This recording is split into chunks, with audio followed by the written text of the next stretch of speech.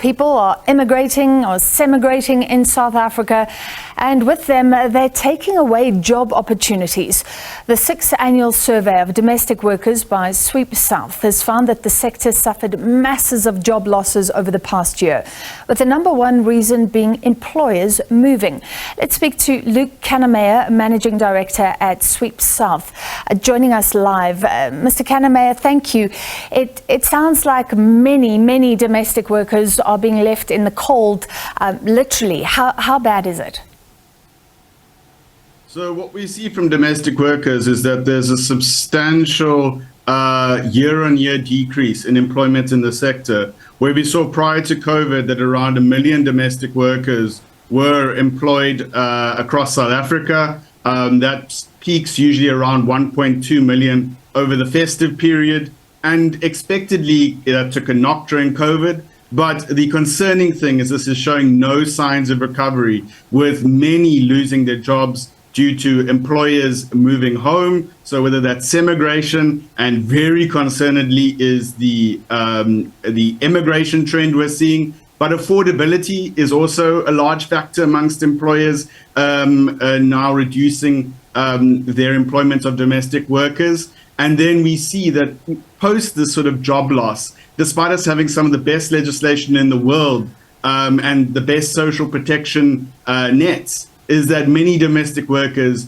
actually the majority, fail to be able to access these and take advantage of them. I mean, one of the important things that you're talking about is UIF. So what's happening there? Is UIF not paying, or are they not being registered as the law requires?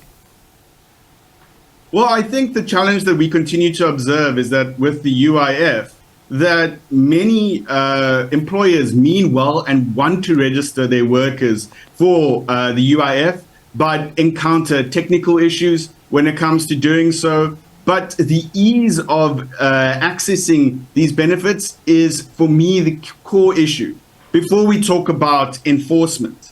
And that's where, you can sign up for a loyalty scheme with many, whether it's a supermarket, in a matter of minutes. Yet to sign up for these benefits of where they're well-meaning employers who want to contribute to these funds, in addition to companies like ours, who really struggle to be able to integrate and access government systems because of the nature of them viewing employment in a more formal lens, whereas domestic work doesn't necessarily lend itself to that. Domestic employers are not administrators.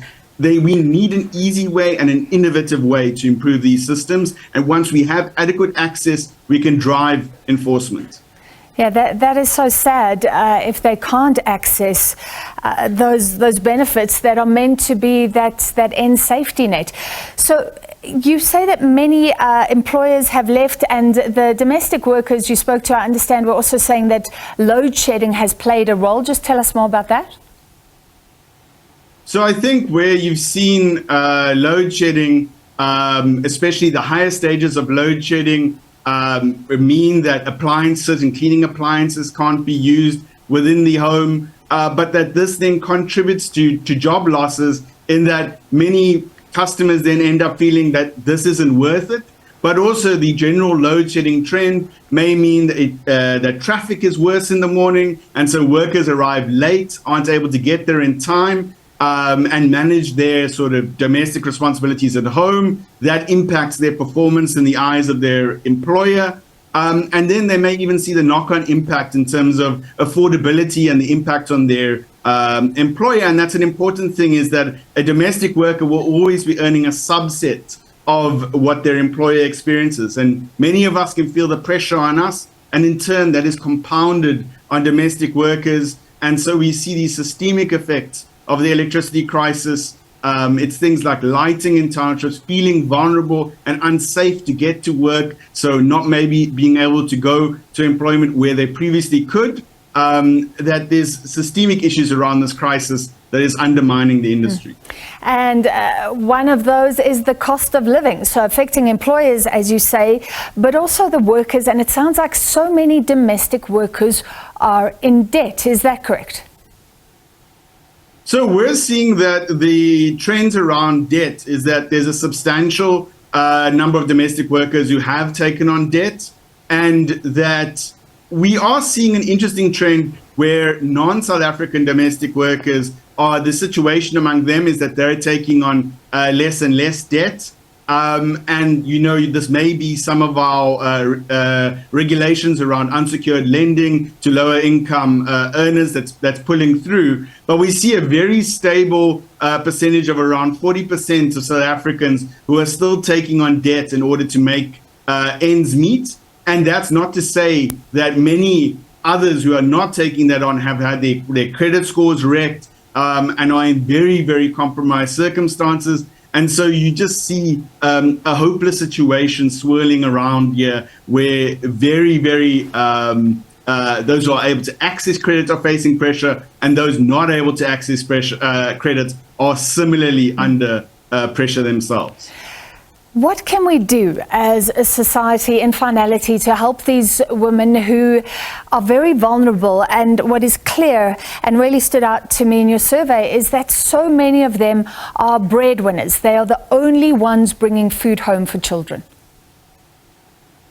I think that's really where we can look at reform around benefits such as the unemployment insurance fund, in that the amount of administration that goes into signing up workers for that. Similarly, where we see occupational health and safety legislation, our court system opens it to domestic workers, but it hasn't adapted to the nature of work in South Africa. And where we see a large informal sector of employment as well, that we need to rethink our social protections and how we can ensure more broad access, that we are able to supplement the shortfall in earnings with ways that we have additional grants or protections where workers need them, but also that we look at cost items and the cost that workers bear. And especially in this day and age where we see the failing of different systems that are supposed to be provided by government, that we need better supplementation there and support